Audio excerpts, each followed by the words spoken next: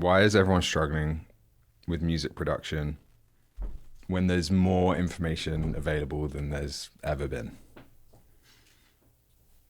Ever in the history of music production. What do you mean by struggling? I feel like when I started, there was nothing. There was no information. And that was the difficult part. And I got stuck at what I would now call kind of a beginner level. But I think now people have enough information to get past that beginner stage. And now everyone's like stuck at that kind of intermediate plateau where, you know, YouTube isn't working. They're not able to get the sound they want in their head. They're not able to turn it into a career. But it's almost like they're more stuck there than I was as a beginner. I don't know, I can go into it, but I'm curious to hear kind of your thoughts on this first. I think there's a journey that most people go on when they're learning music, specifically production and engineering. They get out there and they're creatives first, probably, but then they want to express their ideas. They want to express songs, and so they get a DAW, they get a computer, they get a microphone, they start playing around with that, and then they realize it doesn't sound very good usually, and so they hit YouTube or some cheap online courses to try to learn what the big studios are doing.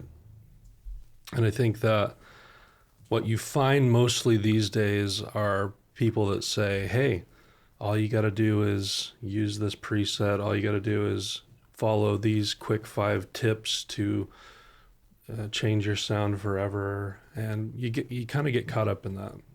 It's kind of like a washing machine that chews you up and spits. Yeah, what happens with most people, they go and try those techniques, those high level techniques, and come back and find that it's not quite working for them in their space.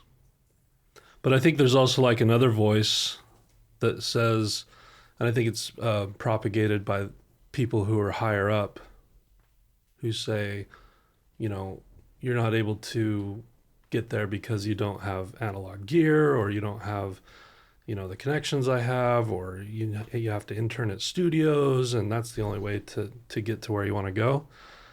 And I think people are like caught between these two voices almost. One saying you need all this stuff to be successful, and one saying, hey, it's actually really easy, just use these quick fixes. And people don't really know which way to go. But they you know, the people that follow the other voice of the people that say you need all this gear and stuff, they think that's the problem, so they save up and buy that stuff and then realize it's still not to where it needs to be. So there's something else entirely missing, but I think those voices are what really are pulling people apart right now. Yeah, it's interesting that we don't really talk about is that the incentives on YouTube is to grow your I was going to say, subscribers. like, I'm guilty of building that. Yeah, well, what's the best performing YouTube videos? It's always like the quick tips and tricks. And so the way that you're successful on YouTube is you lean into what feeds the algorithm, which is like quick tips and tricks. So the people who have the biggest audience on YouTube are always tips and tricks people. And then on the flip side, the people who are in the industry and actually know the ins and outs have no incentive to teach you, because they're either doing it already and they're not going to stop doing it to build an education company, or There are definitely people who know what they're doing who teach. I do feel like that's changing a little bit, but there's still a problem there. A lot of people who don't. There's a lot of people who don't, or you lean into the algorithm, and even if you go onto YouTube with the intention to be like, you know what, like, I'm not going to do any of that crap. I'm going to like teach the stuff that actually matters. You kind of get steered towards it. But I think there's a whole other problem, which is if you didn't have all those voices, you would be forced to learn by doing and experimenting and actually doing the work and learning through iteration, getting the reps under your belt. But instead it's like, it's too tempting to like go and find the information, try and like build that up.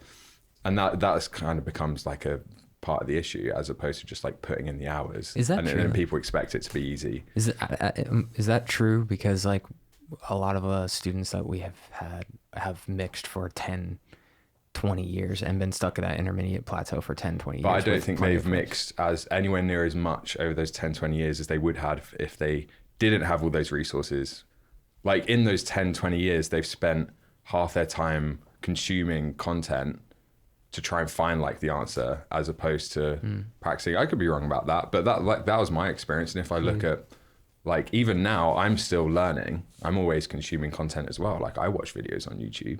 Well, that's what I was going to ask you. What got you unstuck, or what got you unstuck? For me, it was, it was doing it. Like there was actually a lot of like counterintuitive advice. Like when I was learning, there was loads of stuff about like subtractive EQ, for example. It was like, I've read an article in Sound on Sound and I didn't understand half of what it was talking about. But I read an article where it was like an interview with an engineer or something. It's like, you should only do subtractive EQ. Like it sounds better, it messes with phase less, like blah, blah, blah, blah, blah, blah, blah. So then that like put me in a box for like months where I just like couldn't figure it out. And I felt like I went through that process again and again and again of someone saying, you should do it this way. And I'd like box myself in. And then eventually I'd work my way out of that box by just like realizing it didn't work. At least it didn't work for me. And then being like, you know what, screw that. I'm going to like do it differently. I'm going to do it my way. And I think now there's so many of those things that it's harder to actually kind of find what works for you. And I don't want to prescribe that as like like it's easy, just do it yourself, like without any guidance whatsoever, because like clearly there are problems with that. But yeah, I think for me it was like a mentor that I started working with who gave me permission to think outside of both of those voices and question both of them and realize that there's an inconvenient truth for both of those voices that they don't want to admit to. The inconvenient truth for the people who make that content is that will never get you to where you want to go, and they know it. That's just the reality. It won't get you there. It can even be useful advice, but there's a foundation missing to even interpret and use those tools on a high level enough for most people. So they know that. And then the inconvenient truth for the higher ups, they're scared to death of what modern technology is doing. Modern technology is empowering the at-home producer to have tools that are in many ways more powerful than their expensive gear. Mm-hmm. And I think we're in this time of like a crisis in the music industry. But I think in many ways, it's a crisis that could actually be that could turn into a revolution in the music industry. And what I mean by that is as soon as people have permission to question both of those things, there are disruptors when they realize that they can from home and with digital tools even, and much less expensive than modern studios, be disruptors in the industry. When people realize that, the disruptors are out there. And both parties should be a little bit scared when they start disrupting, because everyone else should be excited, but it'll be great music, and there'll be a surge of music, and there'll be a surge of people doing amazing things from their home spaces. I mean, I was like the test case for, that's why I'm like hesitant to say it's just doing the reps, because like when I started making music and I got stuck at that intermediate plateau, I could have easily bashed my head against that wall, I feel like, for another 10 years until I got the right education to like get through that. And a lot of people I talk to, especially older school guys and girls who are very much like just getting the reps in, can still often be stuck for decades. And so it's like, it's really weird, because like I agree, like I'm sure back, it was easier to learn back when you were just forced to do it. It was a lot more difficult in other ways. Yeah. Yeah, and a lot of times, I know I would have been at that plateau for a very long time. It's like the reps are the input, or the first number of the equation. The second number is like the guidance that you have. Yeah. And that's like the multiplier on the reps, because you can only put in so many reps. That's like constrained, it's like finite, or it's linear. And then the second part of the equation is like the advice you're getting. Sometimes that can actually be, it could be times 0.5. If you get bad advice, or you get advice at the wrong time, it could actually make the reps that you're doing less effective versus getting the right advice or the right guidance at the right time could be like have a multiplier effect of like 10x, because you're practicing the right things, you're heading in the right direction, you're not like sprinting in the wrong direction. And then that's where it kind of makes it more of like a kind of like exponential curve. You right, need like a shaman to guide the process. It's like it's like doing ayahuasca on your own or something. It's like you need you need the reps, but you also need someone like to guide where you're putting your focus. That's my thing. I was just thinking about how you're talking about your experience coming up, and your experience was like you're watching all this stuff, but it's not getting you too far. And I was the opposite. I wasn't watching anything. right. I was pure exploration. Like I didn't listen to much on YouTube or anything like that, but I was also stuck because it's just impossible to figure out. And it used to be something where it was passed down, from producer to producer inside the studio, but that's just not how it works anymore. And I just needed to find someone who was a mentor who could, again, give me permission, but also guide me through some of the exploration to know what really moves the needle, what's actually important these days. And the game has totally changed now. Modern production, modern studios is really, really quite different. I think that's the difference. It's like a trade. Like you apprentice, if you want to study a trade, like you do an apprenticeship, and it's a combination of guidance and the doing of the actual thing. If you want to become like a blacksmith, like you have to like do it, but you also have to learn from somebody, and just learning or just doing alone doesn't get you to become like the or it would just take like way longer unless you get either lucky or you're like incredibly naturally talented. Like all the best in the industry had mentors, but the difference is like they had a mentor who was actually knew. It was like there was like a higher level of touch, right? It's not like you can read books, you can watch YouTube videos, you can like do online courses where it's like mass content. But like the best in the industry, or the thing that works about doing like a studio internship, is like you had someone who actually like knew where you were. They could actually like mentor you. Well, yeah, because the information left the studios, but the mechanism in which the information was delivered never was replicated in like the home studio. And so like all the information's out there. And anything you it's like need to know is out there. It's the mechanism in which it's delivered and which you practice it. That's not. Or the lack of the the foundational philosophy that those things build on. Right. Yeah, people I don't think realize how instinctual music needs to become for them. Like becoming a master at anything is more than just watching YouTube videos about it. Think of like a samurai sword maker, right? Someone who does a high level skill like that. You don't just watch YouTube videos about samurai sword making and then go make a samurai sword. Are there videos about samurai sword? I'm sure there are. But no, you need to get into blacksmith. And the people that make that stuff, it's not about numbers and ones and zeros, and it has become so instinctual for them. They know the smell of the metal and the look of it when it's tempered just properly, and how it sounds when it's hit, when it's the perfect temperature and stuff like that. I'm sure I don't really know anything about samurai sword making. YouTube videos. But that's what it has to become for music too. It's not something that's just about like turn this knob and it's always going to have the same result. It's about being so in tune with what shapes sound that you know exactly what to do and the best way to do it. Do you think people aren't developing that? I think it's very hard to with tips and tricks and presets. You rely on that stuff more than development of instincts, which just unfortunately takes time. I've always said that to a lot of students, because they'll always, I call them the tweakers, where they go, I use a preset, but I tweak it. Right? And they're like, that's supposed to be like a good sign.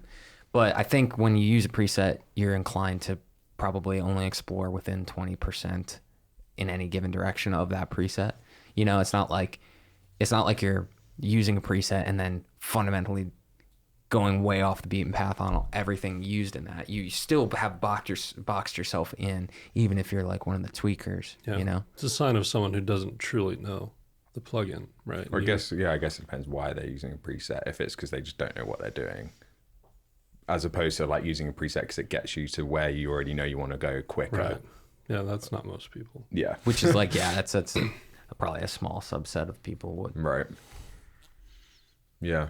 I guess what do you think that is fundamentally what the intermediate plateau is? Is like people getting stuck at that point where they're not being like instinctual? I don't know. I feel like we need to like unpack that and like clarify that What more is because it's the- hard to talk about something amorphous like developing instinct.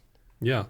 The intermediate plateau really comes down to instincts, but also kind of like the speed and precision with which you work. There's one thing, it's one thing to know a bit about the tools and you kind of understand compression, you kind of understand EQ, and you go in and again, you tweak a lot and you come back and you guess. And the reality is that when we're engineering or producing music, we're always kind of in a race against time. Yep.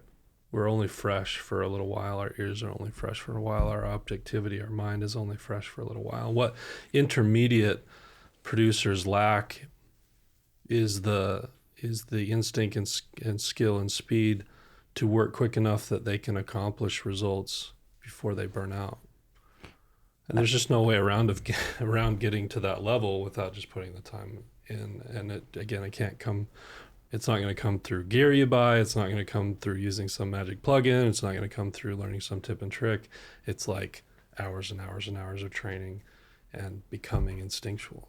I never asked you guys this, but I have an answer in my head. But like, is industry standard a binary thing in your No opinion? way. I don't think so because I think that suggests that it's objective, and I don't think it is. I think it's totally subjective. I don't know. Okay. I feel like it is. Yeah. I mean, like I've talked to a lot of people where it's like, Who decides whether it's industry standard or not?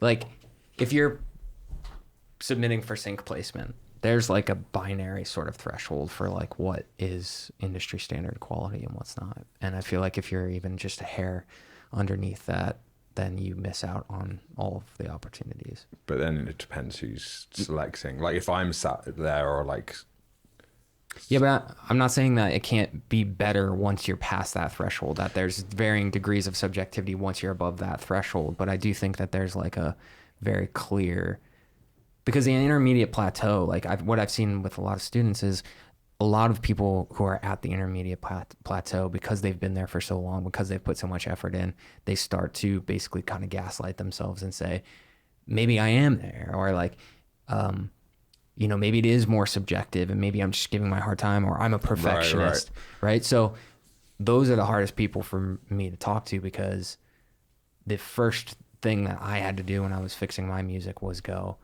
this is kind of crap. You know, like this is not, my mom loves this. Yeah. My mom loves this. My girlfriend loves this. My best friend loves this. But it's not, subjectively the songs were good, but the music was just objectively not there. right. And so like, Yeah, I get what you're saying. There is like a more like a consensus. I don't think it's necessary like, because we can only say it's like binary, like 0-1 industry standard or not, unless we can like very clearly define exactly what makes it cross that threshold. And if you say it's dependent on who's sat there that day listening to the sync libraries, then it's just dependent on that person, what their opinion or is tell them is like industry standard or not. But I get what you're saying. It's like there does need to be a lack of awareness around where you fall on that scale, and that can be really hard to do if you don't actually know what the scale is, or you can't really do it with your own music, especially when you're learning, because when it's your music, you hear it in a totally non-objective way, and there's like a complete lack of perspective. So if people are like, oh, maybe my music's not that bad, maybe I'm being harsh on myself, I don't think you can ever like critique your own music. well, it's like a hall of mirrors where you go like, if you don't believe that there is like a binary, then a lot of times people just mix and mix and mix and mix and mix. And it just like, a lot of times it gets worse the more you go on, because you don't have that North Star, the compass of like, what is objectively better. So I think it's like, it's a combination, I guess, of both. Objectively better, that's a tricky term. Objectively better. Yeah, I always felt like maybe when it comes to art, it doesn't matter. God, but we're having two separate conversations then, aren't we? I mean, like, there's the well, okay, there's well, the let's- art. let's Well, split into the two let me camps. finish. When it comes to art, it doesn't matter. But if you want to have a career in it, then it matters. But even then, the art, like, that's the thing. Like, the songs I was getting, I think the art was good, but the Yeah, production that's- sucked. Yeah, so I guess we could say like, if we're talking about like mastering, you probably could put into like scientific terms like what, at least put something in the ballpark, and it's Yeah. still really tricky, but you can like set some rough boundaries of like, you know, if you load up an analyzer and it's just like totally out of whack, like you could probably turn that into scientific terms that constitute For like, sure. Is it this is balanced? industry standard. This is let's break that down. Industry standard. This correlates with the general standards that would be expected in the industry. Loudness standards, balance, dynamics. Exactly, It's yeah. measurable. Yeah. That's measurable. But it's still not like, you know, it would be tricky. There's still like degrees of variation in there. And then, but then when it comes to like the art, that's obviously where it's like totally subjective. Right.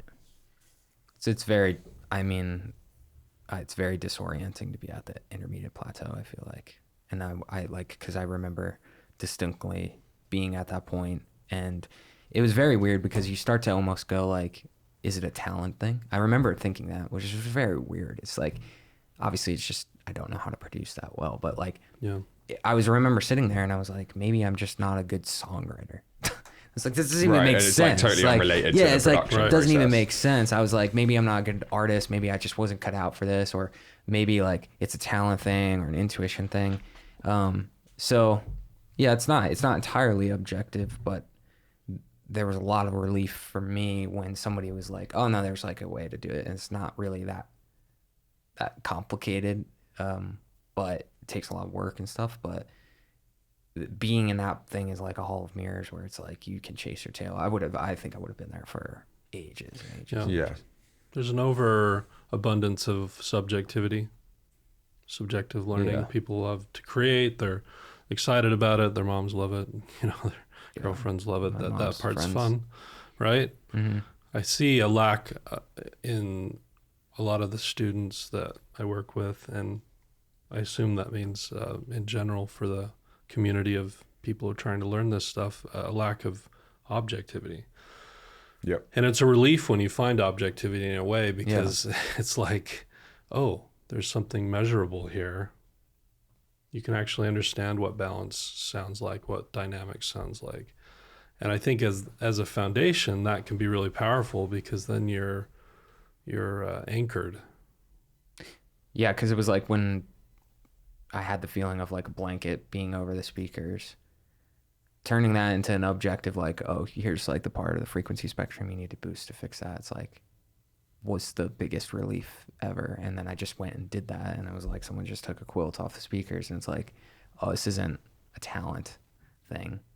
No, it's I get that same feeling though, where it's like, it feels amorphous. You don't understand it. It's like so complex that you do just kind of write it off as like talent. Yeah, I didn't even know how to think about the problem. Yeah.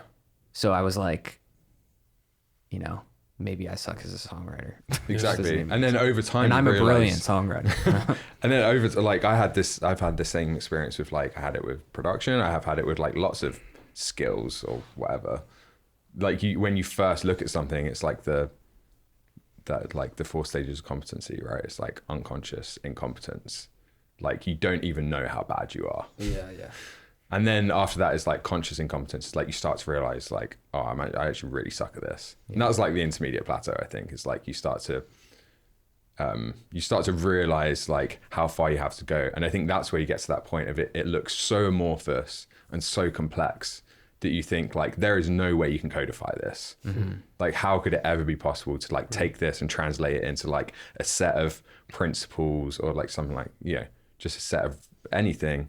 And then you get to like the next stage is conscious competence, which is where you start to realize, oh, actually there is like a trend here. It isn't just raw talent. It isn't just luck. There is like a set of standards or principles. And then the last stage is unconscious competence. And that's like the instinct, right? That's when it's like you have the technical skills, you have those principles, and they're so ingrained that you don't have to think about it. You act. You are one with Yeah. the process. Yeah. Like, So it's funny how all these like things kind of relate, and you can see the through line between like intermediate plateau, like 4 stages competency, like this kind of objective, subjective, this idea that like when you're in the thick of the intermediate plateau, like you just don't see a way out. You start to blame yourself because it must just be talent. Therefore, I can't do it. Therefore, or you I'm not think talented. it's because it's some gear you need to buy, or Well, that, yeah. right? Well, that's what I did. I remember there's like, you can still find it on message boards. Like when I was like, I'm having an issue bouncing my thing out of the DAW. It sounds like crap when I play it on the speakers that I'm listening to. I must be exporting at the wrong setting. Yeah, Right. I was like, there's a problem with my exporting, and Sounds it bad was, in the car. Why is that? Yeah. Is it an export setting? yeah. Funny enough, it was Dane 48 kilo. who responded to me years ago, and he was like, "No, man, it's like it's you," and I was like, no, it's not. I was like, there's really like an export setting. I'm like, it sounds really good in my DAW. And I'm like, and then I'm taking and listening it like 5 feet away from me on my speakers, and it sounds like absolute trash. And he's like, no, it's you.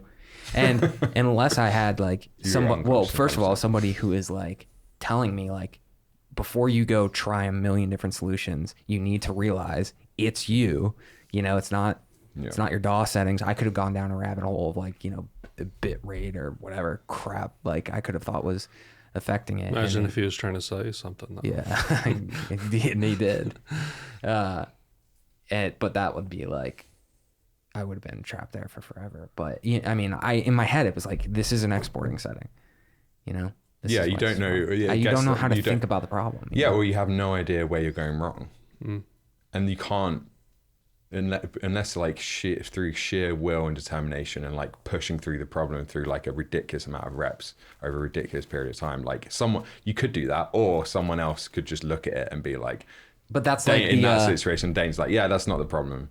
yeah, that's like the what was the analogy? It's like the ant that's trying to understand financial policy. It's like an ant doesn't even know how to begin to think about that problem. It's so that you could be the hardest working ant of all time, but it's never going to, I don't know, Understand financial policy. Yeah.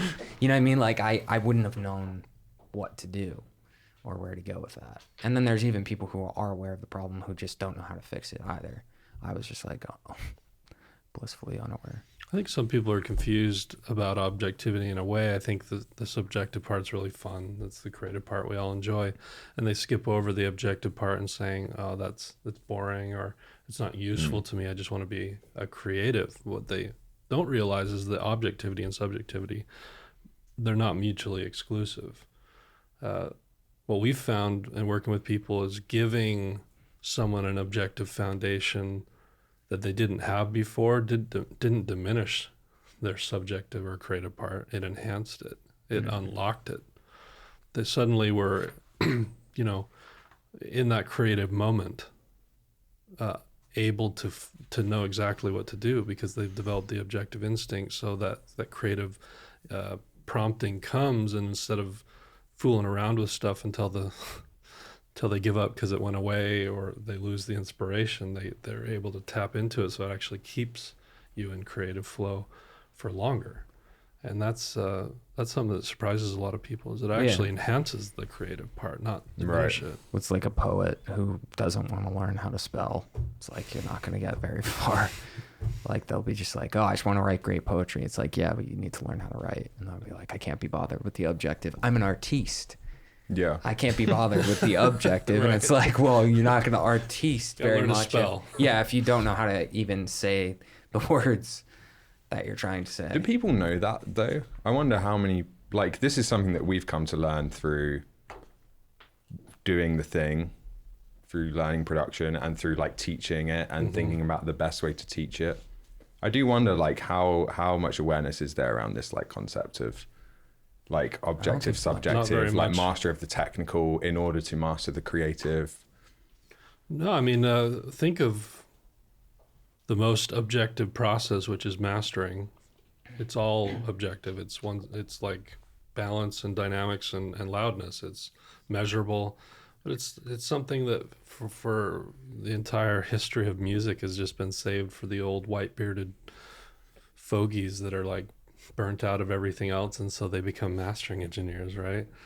But why is the objective understanding or lens that mastering lends you kept for just the old fogies. Like, It's weird, isn't it? Yeah, the whole like dark art of mastering. Like, how has that become a thing? yeah. It's probably just a lack of interest, right? It seems boring. Like if you're creative, like you're like, oh, I don't want to learn that. It's that, I think, combined with a kind of protectionist. There's been a bit of elitist. that too. Again, the upper people want to say. I think there is a big part, or I'm speaking from the artist perspective of like, oh, I want to be bothered with the art, or I just want to do the art, and if I bother with the objective, I'll either get less creative, or I'll be doing something I didn't want to do. And the most fun music I made was when I actually knew the objective side and was able to like get the sound that I wanted. But like I don't think people are that aware of it, because like people will watch, like if you watch a like a YouTube video, it's like how to get your kick sounding fat, and it's like even that alone, it's like sometimes you don't want a fat kick if it's gonna be competing with your bass guitar. Like depending on the arrangement of the song, that may be the exact reason why your song sounds like crap, is because your kick is too fat, right? So it's like all you have to do is zoom out an inch before that is totally irrelevant, because you don't have the whole scope of the picture. But those are the videos that get the clicks. Yeah, it's just because that's what people want. dopamine. They go, I want a fat sounding kick, and so they just go do that. But they don't realize the reason it's not is because it's competing with all of this other information that's in the low end. You know? I don't know. I don't think people are that. It's funny, yeah. It's like you have to, unless you become aware that learning the technical, boring stuff will actually help you with the creative, sexy, fun side of music production, it's like easy to write it off. And that's not common enough knowledge that people are then going out of their way to learn that. Mm-hmm. Which makes me think like we've probably got a hard task of like trying to convince people to do like the boring stuff. It's kind of like an uphill battle. Well, I always use that phrase, like you have to eat your vegetables. Like Yep. That's how I tell people like they have to do this, is like, if you want to be an artist, if you want to be a producer, if you want to be an engineer, you have to eat your vegetables first, and you have to learn this. But people don't. Well, I've seen the evolution of hundreds of students who've come in who, even in coming into our program to learn and knowing that this is what we do, we teach the objective on a very deep level to give you those instincts, still feeling the urge to drag their feet to do that. Right. And then watching them finally get the courage to do it, put the time in, and on the other side of it go. Yeah. It does feel like there's a tipping point, though. I think a lot of people who are into mixing, mastering, producing, like most people, and less so with mastering probably than any other, but most people like started off as artists, right? Mm-hmm. And then they're like, I want to record my own music, or I want to do this, and then they're like, oh, this is like a necessary evil. Like I'm going to have to learn how to record myself, because when I go to a studio, it doesn't sound the way I want it to sound or whatever. So they kind of do it because they have to. And then eventually they cultivate, like they do that thing, like they learn to record or they learn to produce, and then they're like, actually, this is really fun. And after doing it for a certain period of time, they start to enjoy that. And then it's like you kind of go a step up where it's like, now I've got to mix it. It's like, oh, I've got to mix this. Like, and then that becomes really fun. But then there just seems to be this like, or historically there is then being this like stopping point when it comes to like mastering. But the same thing happens. Like as soon as you start doing it, it might seem boring, it might seem technical, non-creative, but you start and then suddenly, and I don't know if you see this with our students, like then that becomes the fun thing. And like, and now everyone wants to be a mastering engineer. Right. No, people rave about it. When the light flips on, it's a moment of pretty powerful transformation. And everything changes. There's no looking back at that point in terms of your potential, your creativity. It's so fun to watch because people really, they light up. And I remember, pretty powerful. Yeah, like I remember, I've told this story a bunch of times, but like when I was getting ready to release my last EP, and like 2 days before I was supposed to release it, or before it was supposed to be finished or whatever, I was like, I think this is in the wrong key. Like I think this needs to be transposed higher. And I was like talking with the guy who does like my guitar parts, and we were like, oh, like, do we really want to? But because I knew I could get it, you know, sounding good quickly, then it enabled me to make the creative decision to go like, we're scrapping all of this and we're going to rebuild it in a new key. And that was kind of nice because creatively, like, that's what I wanted to do. And I would have been held back because it would have taken me freaking ever to get that to sound good or even intermediate. Right. But that's like when you're really free as Yeah, like a it's freedom. self-producer, Yeah. is when you can make those types of decisions and execute really quickly. And it's all connected. What you'll find when you learn objectivity and how to measure, and I mean, it's a secret mastering engineers kept for a long time, is that you can't just master anything. Every decision that was made from the very first time you press play all the way through the process leads up to an opportunity to make a great master, but it doesn't necessarily mean there's an opportunity to make a great master if there were bad decisions made up to that point, Right. which is very powerful for the self-producing artists or people that produce as well, to have something that pushes back objectively on the rest of the process, to be a guide and to teach yourself and to pull yourself out of bad habits. You start to rectify those bad habits, and then all of a sudden, when you get to that final stage of mastering, you're able to take it to a whole different level, and that's where real magic starts to happen. Yeah. Yeah, that's the genesis really of mastering.com, was Mm-hmm. starting off mastering Right. and then sending mix notes to people. Scariest decision we ever made was to take 10 years of working with students and listening and studying what they need, and to say at some point, you know, to hell with what's being done now. Let's be brave enough to flip it on its head and do something completely different, because it's what people actually need. And if people are having this kind of starvation of the objective, let's be sure to start there. And the greatest place to, the greatest way to do that is with teaching people mastering up front. It gives you an objective standard. It gives you an end in mind perspective, all the things that we're talking about. Even though it's not the sexiest thing to do, necessarily the most fun, I think it is. It is the right way to do it, because it's the thing people are mixing and that missing. And then we blend that into an advancement of how to look through the lens of mastering to understand mixing better, and look through the lens of mastering to understand production better. And when you get that whole perspective, it's powerful. What's interesting is we found our own way there through doing and through this process of, you know, mastering for people and, you know, just sending mix notes and pushing back on the mix.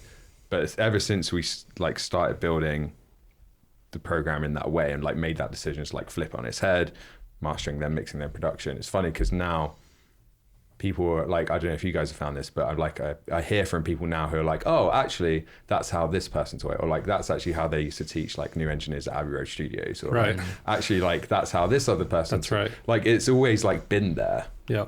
Like No, other people it have was realized that. our idea. It was strictly No, there ours. were some really like smart people that have been doing it along Abbey Road. Have they had all their mix engineers learn to master first, and they understood this principle. They may have not fleshed it out and built into a program that anyone could absorb, but that's what they understood about this process. It's interesting that no one saw that, or that never translated that was into like an actual like curriculum, or any like universities like teaching that way, colleges teaching that way. It kind of stayed as this like very like small thing. Yeah. Well, I wonder, yeah, because when we were talking about like why that transition never happened from the studios to like the home studio, it's probably because like if you were interning at a studio, it's not that they taught it in reverse, but you had the context of the entire process because you were there for it. Whereas if you're an engineer now who's trying to learn, you go, okay, what's step one? And everybody goes, step one is producing, then step two is mixing, then step three is mastering. And so they wait. Most people who will tell me they're intermediate mixers will tell me they don't even know what mastering is. Right. Whereas if you worked at a studio, you had the context of the entire picture. And so Certain studios, though, yeah, Oh, yeah. yeah. the good one, Yeah, like yeah. and because I could name 3 of the biggest music education platforms right now in the world that exist. I won't name names, but but I could, and I know because I've talked to their students who've graduated through those programs that this objective mastering and all this kind of part that we're talking about was an absolute afterthought. Yeah, it was last like day. it was like last day for a few hours. Oh, by the way, this is how you do this, and it's such a missed opportunity. So it's not like everyone is doing this. In fact, 99% of people aren't. But there were some great people that understood that this was very powerful, before now, and have been teaching it. If you're being charitable and saying that it wasn't because they're this evil cabal of people who wanted to keep the information for themselves, like, it just seems like it was a misstep in the way that production left the studio and went into the home, where people started to view music production as these segmented steps as opposed to this sort of like interplay Holistic. between the three. And it seems like that could have been just like an honest error as we navigate like the internet education space of like, people just thought, okay, I'm going to learn this chronologically, start with production, then mixing and mastering. And really the people in the studios were having the context of the entire picture the whole time, Yeah. you know? Yeah, I don't know if anyone had bad intent. I actually don't know that No. many people Some had did. bad intent. I think Trust no there one. was just a way of doing things that used to work for certain types of people in studios back when that was the thing. But modern music has changed the game, and a lot of what worked before doesn't work now. But yet, the red tape of kind of slow-moving traditional education has made Didn't it go pretty up. impossible for a lot of those people to keep up with what's happening now. And I don't think that it's necessarily anyone trying to keep it secret.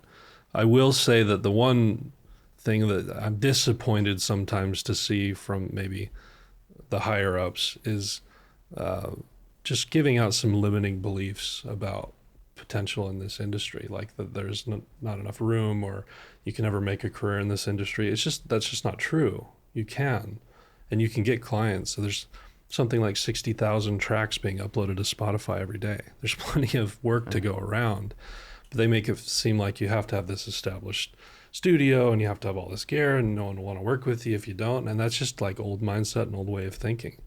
And there's a whole lot of people that I work with or I see come into the programs that we have that totally have a glass ceiling of what they think is possible. And we work hard to shatter those and help people get the careers that they want to have. But there's so much of that. I think that's the one thing that the higher ups have been saying that's not helpful to people, because there's plenty of work to go around. It's funny because at the same time, it's a lot harder than people think. And It's a also mix lot of those easier. things. That's what I was going to say. Those are the two voices, though. One says it's too hard, and one says it's easy. easy. Right. And that's really confusing for people. And the reality is they're both wrong. It's not too hard. It's just hard. Like that. I think that's kind of the answer. Yeah, it's like the reality is it's somewhere in the middle. It's probably easier than you think in some ways and harder than you think in other ways. Like, Yeah. Yeah, that's exactly or right. just appropriately hard. Yeah. It's like, yeah, you have to go. I think this is like I'm trying to think of the best word. Fundamentally, like an emotional reaction to the industry. Is like to have like these limiting beliefs, like it's impossible, but then also have these moments where it's like people just want to do it so bad.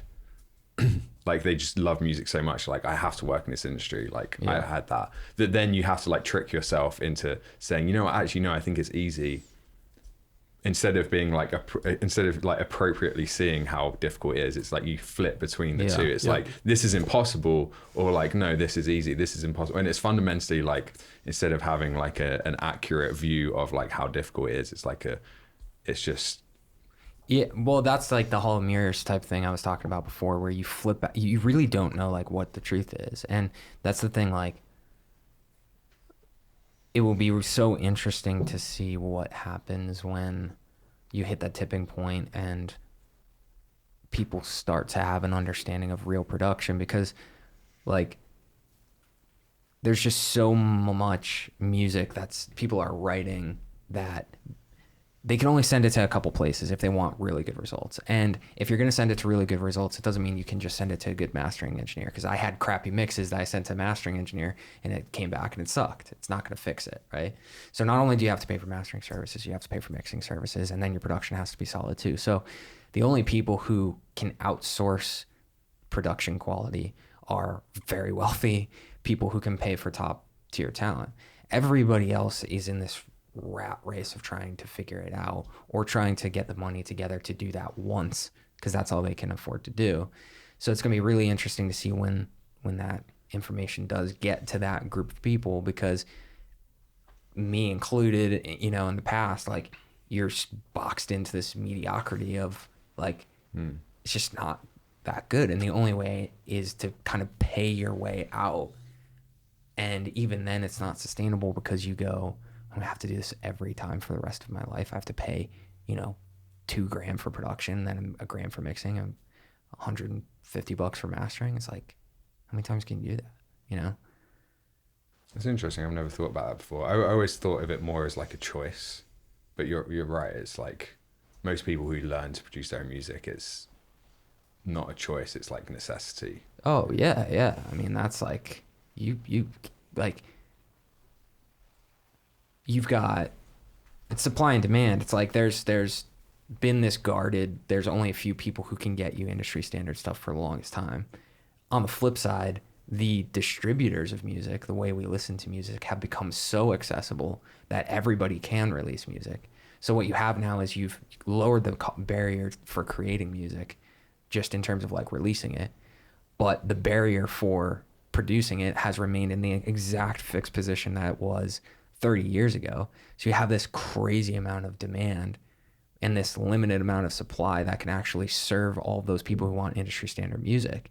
And that's why the price is just ridiculous, and so few good sounding stuff actually makes its way out. It's like 60,000 songs get uploaded to Spotify, and probably like 59,000 of them are below that threshold. That's why I said there's such room for a revolution. It's really true. If you find the disruptors and you educate them properly, and they finally figure this stuff out and they start making this music, there's such a window. I think I can't remember the exact statistic, but it's 70-something% of the music being listened to is old music. No one's listening to new music, because it's just this churned out factory stuff that only some people like.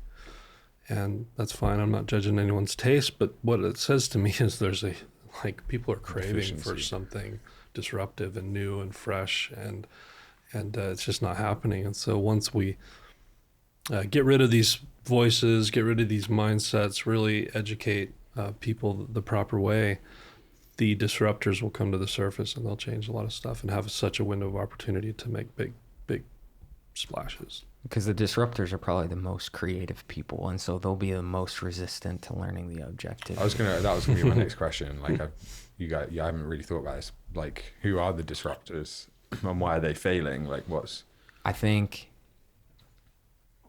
if I can put the cap on of like what a disruptor, someone who's actually gonna like push music forward, is probably very anti like established education or anti-established establishment like production and stuff like that. Like, they'll be the people who I'll get on the phones with, and they'll say, I don't want to learn the objective because I'm an artist, you know?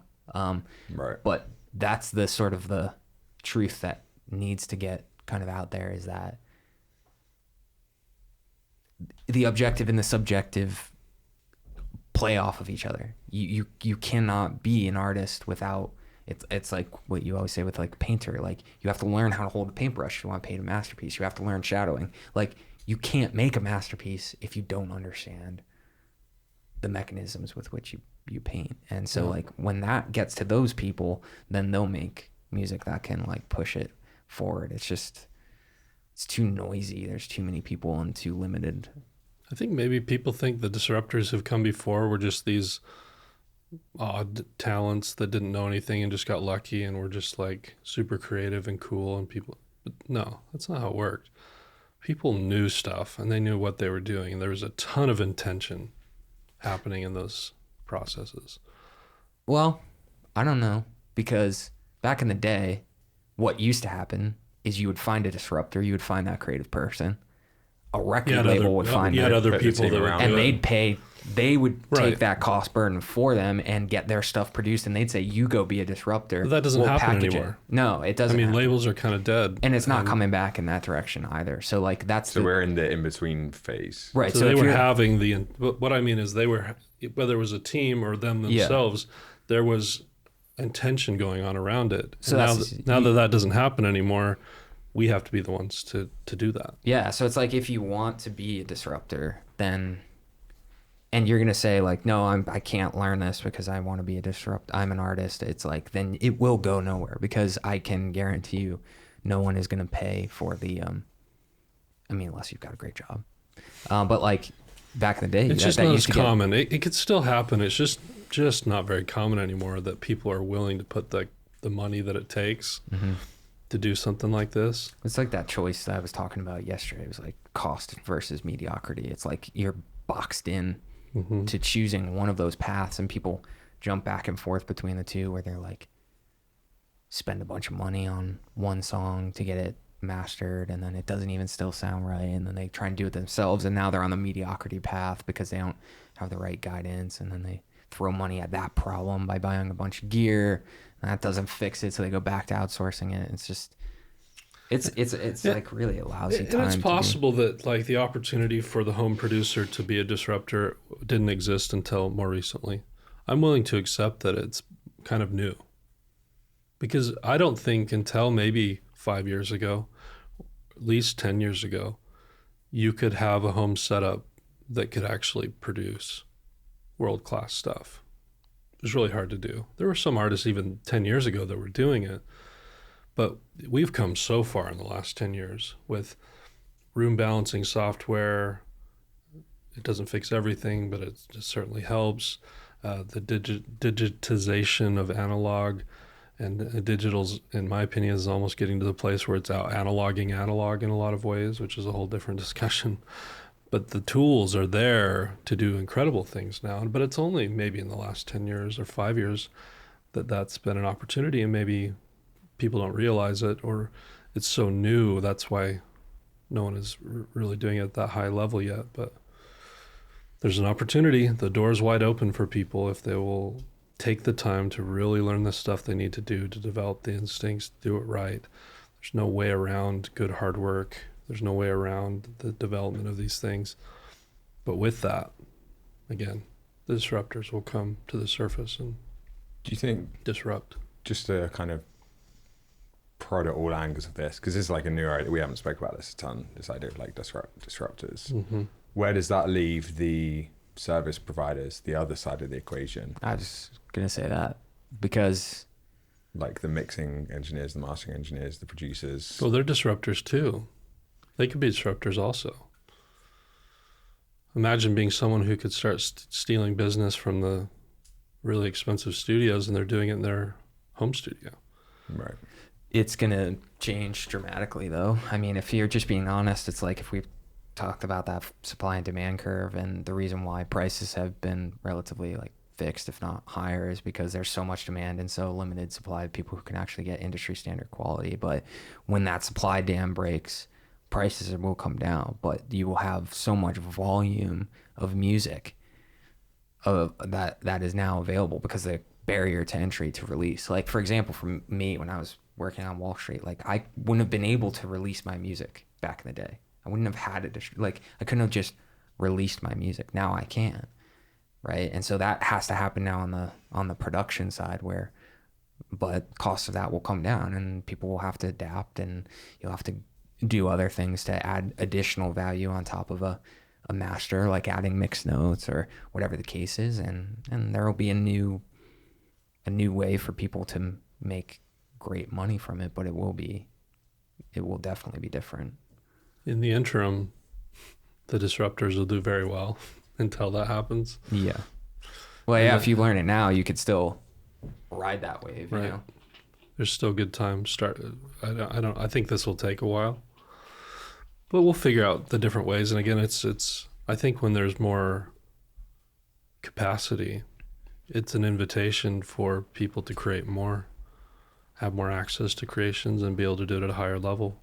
I don't think it will diminish too much. I think it will even out. So the disruption is coming from both artists producing their own music, but also channeling that same creative approach into providing services. That's kind of the... Well, it could be a number of different things. I don't think everyone has to do everything. I think it's okay to do what you love. And some people still should learn the objective. They should know and understand mix and mastering, even if they just want to do production. And vice versa. Mix and mastering engineers should learn production, even if they want to do mix and mastering. And there's room for, or people that want to do all three. And that's fine too. But it's more about with whatever space you pick, there's ways to disrupt there. Right. And that starts with the kind of ignoring those two opposing voices. For sure. Like that's the you would say that's kind of been the constraint on why people aren't able to kind of be as disruptive or stuck in that kind of plateaus. No one, it's a bad mix. No one knows, no one's willing to put, very few people are willing to put the time in to do it really right and don't understand what that means. Yeah, that's, even if they are, a lot of people are willing, they just don't know what it even means to do so, right? Yeah. Right. One of those problems. Yeah. But also people are so limited by self-belief, imposter syndrome of saying, you know, how could I compete against the multi-million-dollar studio down the road? How could I ever? And it's a fair question, but it's not I think you assume that you can't when you actually can. And there's a lot more people that you can get to come work with you if you're good. People just care if it sounds good. And if you get to the point where you can wow people, that speaks for itself. And they don't care whether it's coming from the multi-million. Most people don't. Well, this is what I talked to you about yesterday, which I think is like important, was like, if you asked somebody right now, like, if you show them an industry standard track and you said like, paint me the picture of like what the mixing mastering engineer for this track looks like, they would pick an amazing studio, like a bunch of analog gear, right? Like a bunch of acoustic treatment, everything like that. And that's their image of like what industry standard mixing mastering engineer is. It's almost like that idea of the big studio and the analog gear. That's going to completely change though. Like what the only thing that matters is the actual music itself. Is it industry standard or not? And that's going to change. So it's like I said to you, like a doctor, you picture them wearing scrubs, but if you put scrubs on a random person, it doesn't make them a doctor, right? So if a lot of people buy analog gear, they have amazing studios, they come to us and then they're like telling us about their imposter syndrome. It's like, because that's not the thing that's going to make the difference. Right.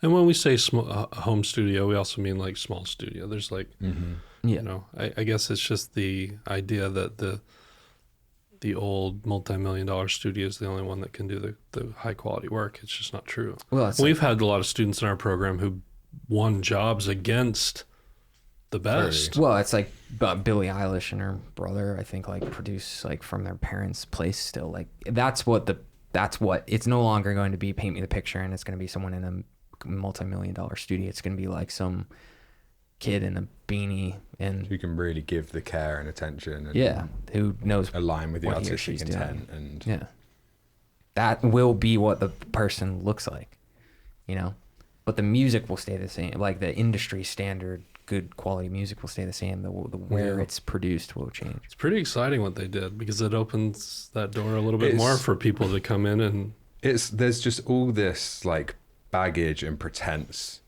that it's like people need like examples like that to actually like help them like challenge those beliefs and those ideas. It's like, oh, you can't do that, right? When in reality, like you can make music that sounds like that in a bedroom. And if you want to just shake your fist at the sky for the next 20 years while this change happens, it's like you can. But we have people who do that. They buy a bunch of analog gear because they go, this is how it needs to be, and it's like, nope. And then they're coming to us and being like, they probably just need to get their rooms dialed in and start ear training. Right. It's not, Yeah, it's really it's not nice. about the analog gear at all. Like the analog gear is, I mean, again, I think digital might be out analoging analog. That's a different conversation. But even if you don't believe that, the analog gear would change at such a small percentile compared to good fundamentals of really understanding your listening environment, training your ears in your listening environment, not some studio, not learning to work in some other place that you'll intern at and never be able to go back to, but having your own spot that you Yeah. can trust and learn to trust and become proficient in. Then you can actually dive deep into the tools and the even the creative tools eventually. But without those foundational things, which most people don't have, they're not listening to music or mixing music or mastering music or even creating music in spots that are even replicating the sound accurately. How can you possibly do that? Oh, I got to check it in the car. I got to check it over here. I got to check it here. I got to check it here. And then you do some algorithm in your head and put the puzzle together of how they all sounded, and you find some sort of balance between them, and it just takes too long and it ruins the whole process. You can't have that. You have to, I mean, the fact that 90% of the people I talk to don't even have that yet shows the problem that we're talking about here. There's no objective standard. And how could you, that leads to the inability to ever ear train. So you're not hearing frequencies accurately. You have bad ears, or ears that have misconceptions. And if you can't ear train, then how can you actually understand the tools? And if you don't understand the tools, how can you make, you know, it's not rocket science, No. right? It's just, we don't want to have to do that stuff because it's inconvenient. But inconvenient, you know, not doing stuff because it's inconvenient never built a business and never got anyone to the things they care about or their dreams or their passions. We have to be willing to do that stuff. So yeah, it's a very weird path right now to getting like industry standard. Like you have to, not only that, but then there's also like bad information that you got to navigate. I was going to say, like, why isn't that just Why isn't so it obvious just to known? everyone? Because Right. nothing is obvious in the world anymore. I mean, you can't even go anywhere for like a objective news source, let alone like where you're going to learn accurate music production anymore. It's like everything right now, it's impossible to find things that are trustworthy. Yeah, people just don't know. A lot of people don't even know that their rooms or that every set of speakers in every room that you'll ever listen to music in is inaccurate. People don't even know that sometimes. I didn't know that. Every speaker I and mean, I every knew it set of today, headphones, every set of headphones, every speaker in every room Yeah. that you'll ever listen to music in is inaccurate in Yeah. some way. Sometimes up to 12 decibels inaccurate in some frequencies. Imagine trying to mix a song and you're hearing 80 hertz, 12 dB, dB, quieter than it actually is. Good luck, you know. You get in the car and then you blow your Yeah. grandma out the window. Yeah, you get in the car and everyone in the block, Yeah. their car alarms go off, right? Yeah. It does feel like, in kind of like a hopeful way, the optimist in me, it feels like we are slowly shedding a lot of the bullshit Yeah. and the baggage that's still there from like all these kind of like different intents, and you know, it's like plug-in manufacturers are selling something, like everyone's selling something, Right. have kind of like Like us. yeah, like the interesting thing for us is what we're selling is the fastest route to actually getting the result. Right, but how can you actually, this is the thing, like how can you convince or tell people that that's the case? That's the challenge, is because everybody has the magic bullet. The same way that's like, watch this YouTube video and your mix will be fixed. Or buy And this then- plugin, or buy Yeah, this or music or kit, buy our whatever. program, right? Like I get on the phone with somebody and you go like, hey, this actually works. And they're like, how do I know? And they're Everyone like, how says do you it know? And actually it's like works, the yeah. only way that you can do that is try and speak to some deeper truth that resonates with them, that makes them go, okay, I haven't thought about that. And because I haven't thought about that, maybe this is someone. But even then, you're still navigating a pretty big risk gap of going like, hey, they said something that was pretty potent, but I have a lot of empathy for the people get on. I don't know who to trust anymore No. with half the stuff. I And know- I know we're trying to do things legitimately and the right way and good work ethic, and that we really, really help people. But I did some get on. I don't know. Mastering.com. I have a Yeah, ton of fucking- empathy for that because mastering.com program years and years ago when this was first around, and I went home that day and I went, this is going to either be the best thing I ever did or this, I got scammed. I remember saying that. Yep. And thankfully it was the former, but like even after going through this process and being sort of convinced, I ponied up the money, and then I was like, I still might have gotten scammed, and it's really impossible to know, and it's hard. I mean, we've talked about this all week, which is like, how do we get the word out to people that, like, I think that what we do is genuinely really, really good, but when you're surrounded by a lot of short-term, either clickbait or old archaic methods, or everybody's incentives are all over the place, and we're trying to go like, okay, if our incentive is first and foremost to like actually fix the problem, and then we'll figure out how to make money from that once we're good at fixing the problem, then I like to think that will work long term, but it is very hard to just like tell people that that's. I don't even know that that's what it becomes in the end, though. I think that's the initial concern, is like, who am I talking to? How do I know you from Adam, right? But I think when we talk about the stuff we're talking about here today, there is a kind of a voice in most people's minds that go, yeah, hard work and like because dedication. it's not like we're to trying to sell something new. Yeah, it's not a magic bullet. We're saying this is hard and you got to do the hard work, and like we're obviously doing it the right way. But then it becomes a kind of a different inner dialogue that people are having, whether they are brave enough, or it's not even bravery, or just willing to follow the prompting to invest in themselves. Some people are afraid of the work that it's going to take to get there. Some people are insecure about their potential, and I'm again sensitive to that too. But I think that's what it becomes at some point, is like, yeah, I know this is good, but how do I get the courage to kind of take the step to invest in myself when I've spent the last 10 years not doing that, right? We talked about that yesterday, where I was like, when I quit my Wall Street job, and it's like a massive risk, but now I get to work with you guys. Freaking love you guys. And like, but there is like a risk eventually at some point, but then people want to know that they're going to land in something like and be supported in. I think what we did was like, all we did was kind of spot an inefficiency in that translation from the studios to the home producer, which was that those three parts of the process, production, mixing, mastering, got siloed when it left the studio, as opposed to having a holistic picture. We went, okay, like that's the problem. Like, let's undo that.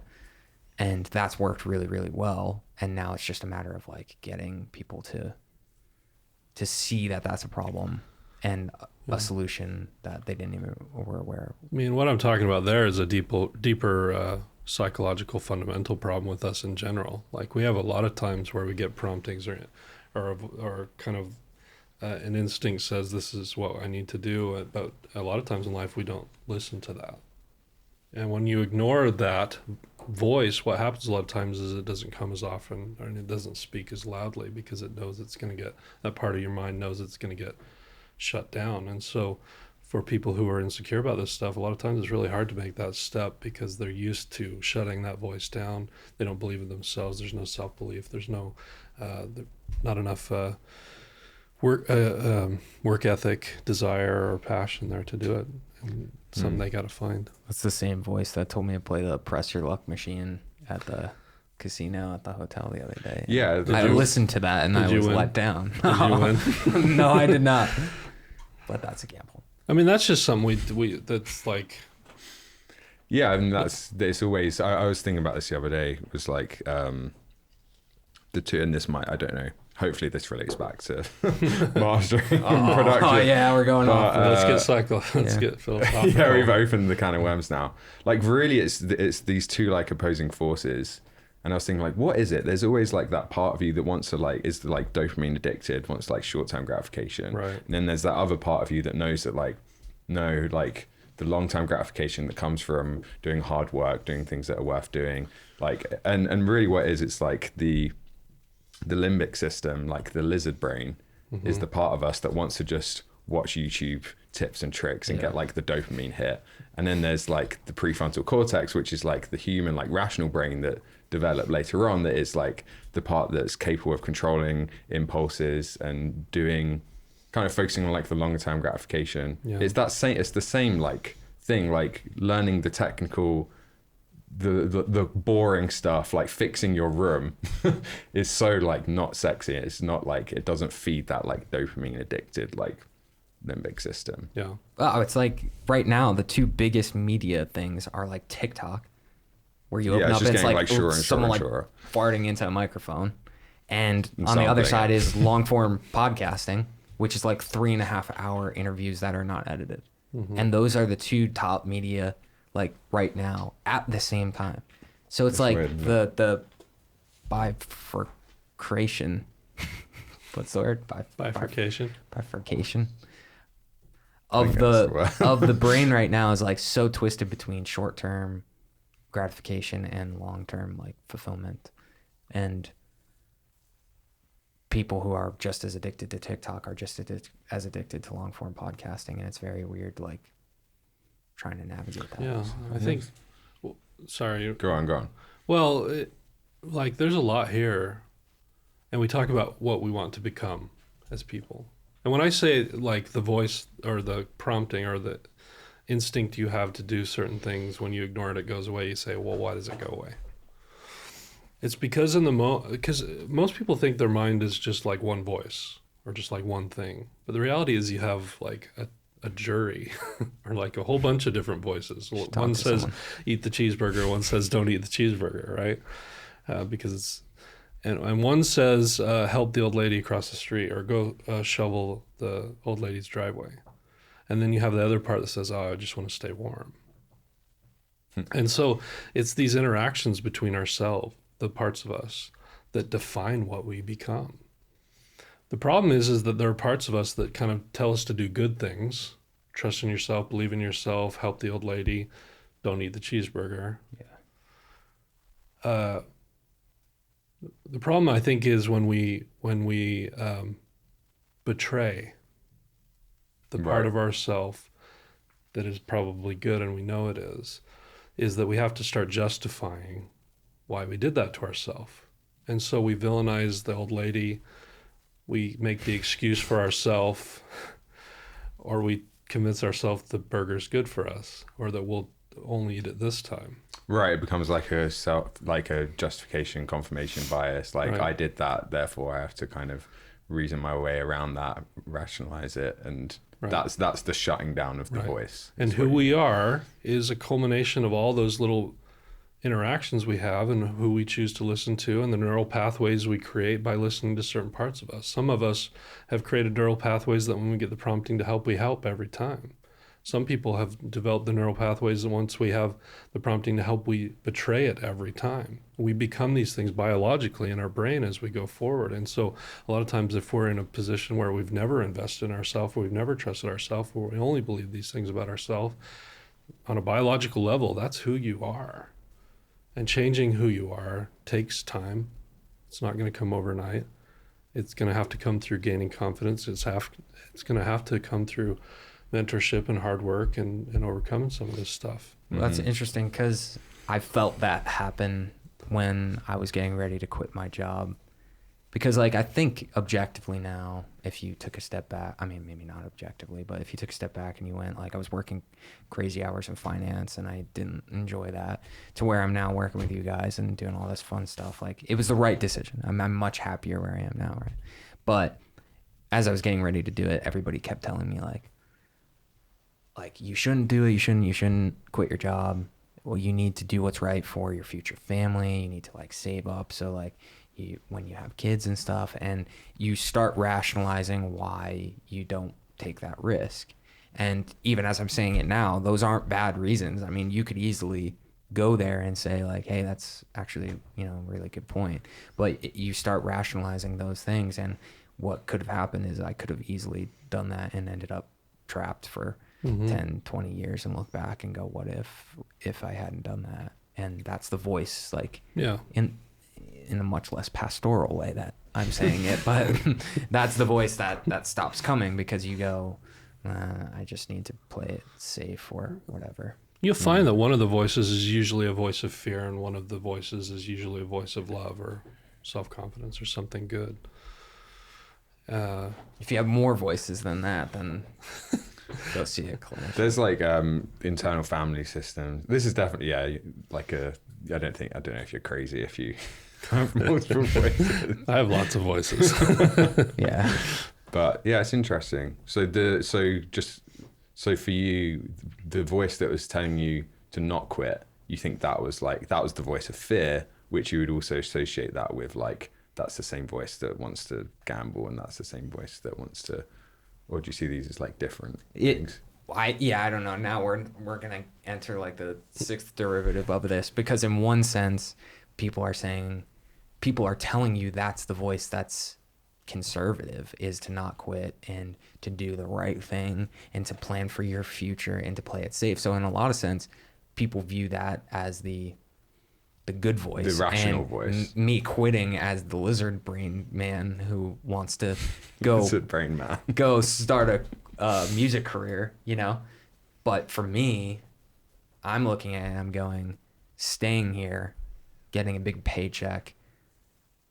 That's safe. That's like protection. That's stay by that's the fire. That's the lizard, like trying to Yeah. do what's safe and comfortable. And the other one is me taking a risk to where I can actually be fulfilled at the end of my life. Totally. But Right. to everybody else, it It looks the other way around. vice versa. So Like, like you're giving into your.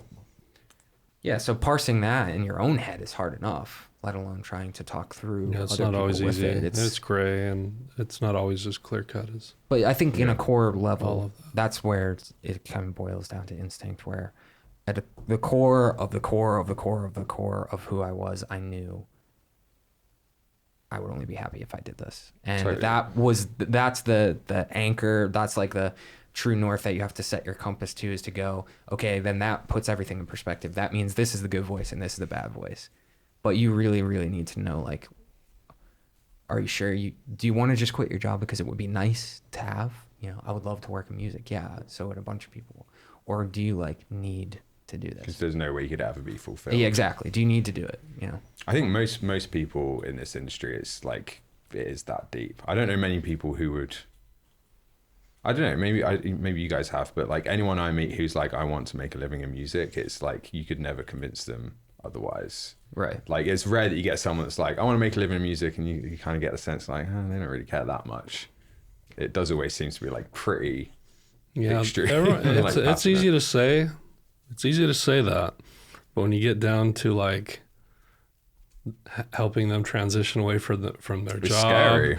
and Oh, like yeah, all the you other gotta figure out steps in the putting- process, then the real like comes up, and those are the moments that define you. Like, it's easy to say, it's harder to do. Yeah, that's the other side of the equation. Was when I quit my trading job, I kept my alarm at the same time, and I got up and I went downstairs into the basement and I produced my music for 12. I worked the same schedule I worked as a trader. I just put it into my music cool. instead. And I said, I have this skill set from being a trader, and now I'm just going to work just as hard towards something I love. So that's the other part. You can't just say it and then quit and then wait for the lifeboat to Yeah, come by no, it and be has like, to- oh, I'll hop onto that. It's like, you got to make it happen Radical then. effort.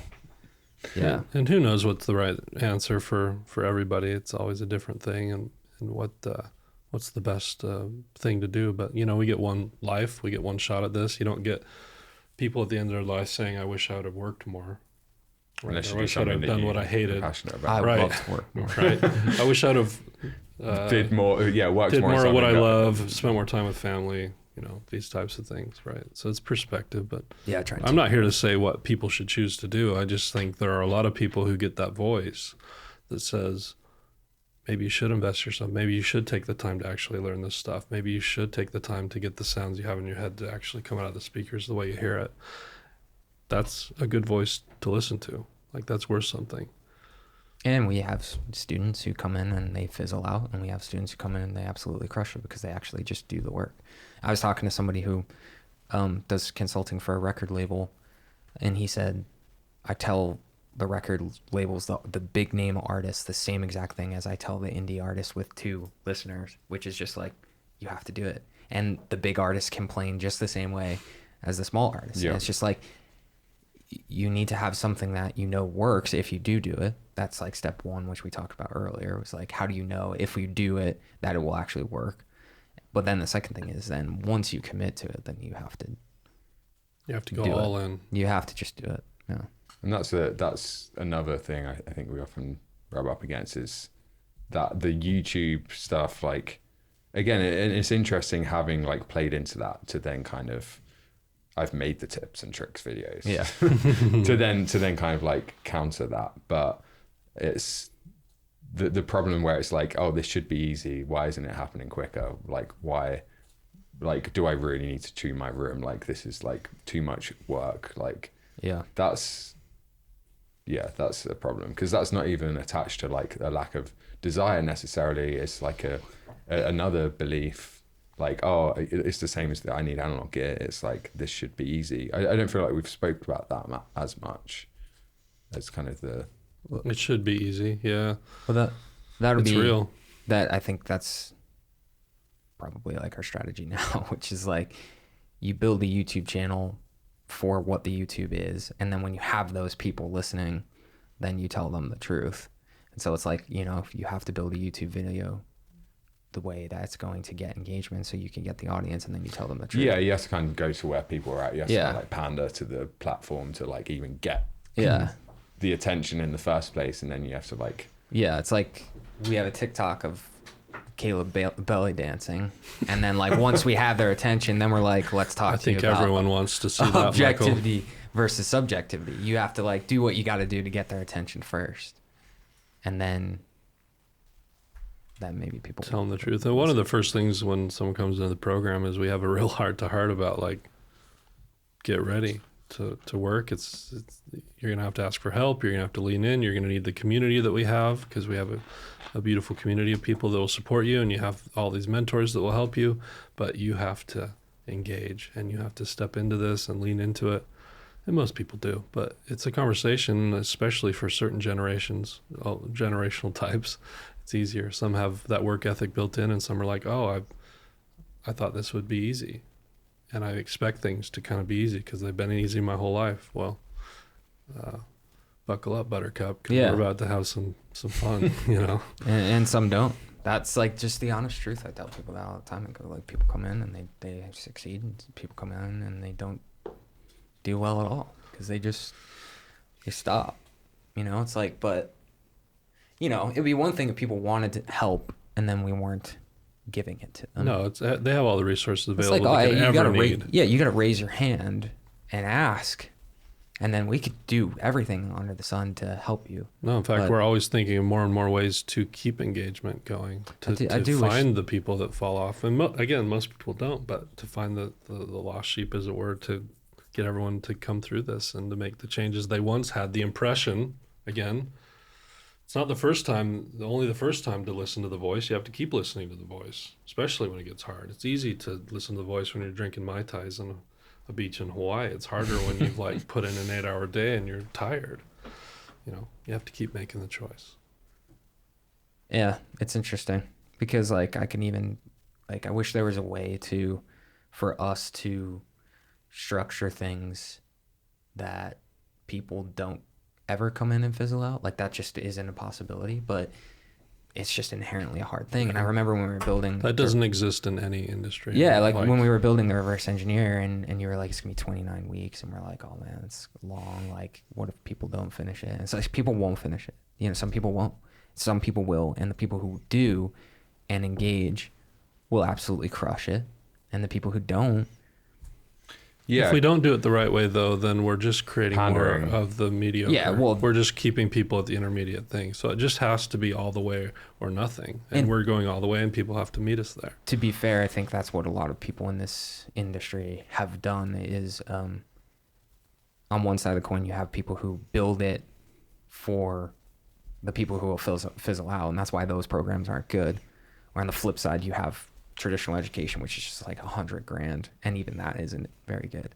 Yeah. And so like the hypothesis, like in full transparency, is like if we build something legit that actually transforms people, will that beat out those other forms? And the only hard part about that is just getting the word out that it works. That's when I talk to people. I don't really focus on skill level as much. There is obviously some skill level that needs to exist. What I really focus on with folks is passion, Yeah. because it's the passion that'll get you through. They've had the voice. They're following their passion. This is deeply important to them. And it's the passion that'll get you through to the end. And then when you mix that passion with a big community we have of really supportive people. That was really very helpful. A 29-week program that's really engaging and it keeps you going through a process. We poured our souls into building that, and then weekly mentorship. It's like, that's a recipe for success that starts with passion and then is met with passion to lead towards a successful outcome. Like our student Damien, who was like working in the coal mines. Yeah. When he joined Really? the program. I don't know about Damien. Yeah, he I was brought him- working in brought the him in. coal mines. Like legit. Like Yeah. that's not And hyperbole. totally burnt out. And totally burnt out, and he came in and crushed it, and I think he's producing full time now, right? Full time. Yeah, like, and then I get, on the flip side, you'll get someone else who's like, I work in IT from home, work from home, and they're like, I don't know if I have the time for it. And I'm like, I think of Damien with the coal dust. Yeah. And you're like, you can, or when I went through the program, I was still working as a trader, and I was working, crazy hours, and you come home and you watch the videos on 2x speed while you're eating your dinner, and you do what you got to do, but there's no way to structure it. Shortcut. Or There's no way for us to structure it unless we were to just sell our souls and go like, let's just try and make as much money as possible by catering to the lizard brain of like, it'll be quick, it'll be easy, we're going to tell you that, and then Yeah. No thanks. we sell a bunch, and then people are just inherently disappointed. I like to sleep at night. Yeah. it doesn't work in the long run. Yeah, it's interesting. I haven't thought about this before. How it's not just about educating; it is changing behavior fundamentally. And the only way you can change the No behavior to actually pathways. give people the chance, the work ethic, the habits that would lead to a career in this industry, you have to change that behavior. You have to like strip out all of those two voices. You have to strip out the need for like expensive gear, and there's a place for that. Like it's just thinking that is the only answer, and you need to strip out the belief that it needs to be easy. And like the way you do that is you have to change people's habits. You have to change Absolutely. their behavior. 100%. Yeah, and half the content is like mindset and doing and like reorganizing neural pathways and behaviors and habits. And then it's like, okay, once we have this, when the mind's sharp and the mind's tuned in, now the rest comes pretty easily. It's just a matter of practice. Yeah. Any kind of final closing thoughts? I feel like we've covered some good ground. What was the question? The original question? The original Why is it so question hard? was why is everyone struggling so much with music production when there's more access to information than there has ever been? I think we covered that. I think we covered that. It'll be interesting. I think it's just gonna be really interesting to see like I don't want to like feel like we're tooting our own horn. I just like, when I came on board this company, I was like, okay, if I'm gonna invest this much time, if I'm gonna distract myself from my own music, I quit my last job to do music. If I'm gonna come into a company, then I want to build something like actually legit, that's really good, and I want to feel good about it. And if we take money from somebody and I see them on the street, I don't want to go like this and hide from them and stuff. And I want to see our community thrive and all of that stuff. And I feel like we've taken a lot of steps to do all of that. It's just going to be really interesting to see, because you're fighting up against so many people that cater to the lowest basic desire of like quick, easy, take my $50 production program, and you'll be fixed, you'll be producing. And it's just like, it's hard. It's hard to see if that will work, but I It'll think take there's time. Yeah. But there's like a massive gap in the music education, and definitely in the whole education space over time, that needs to be filled with like actual transformative, results driven type of education. But the resistance to that is still really high, Yeah. People are still resistant to it. I could say everything I said today on a phone call with someone, and some people will be really resistant to any sort of like sale, just because it's like there's so many people out there catering to that. making those promises. Yeah. I don't think it takes long for people to just go through that cycle a couple of times though, Yeah. and quickly realize that it's not the case. Right. We can control. We can control. We pour our passion into this. We try to do it the right way with integrity, and I think we'll find the people that are willing to do the same thing with their own careers and their own lives, and it'll be a good synergy.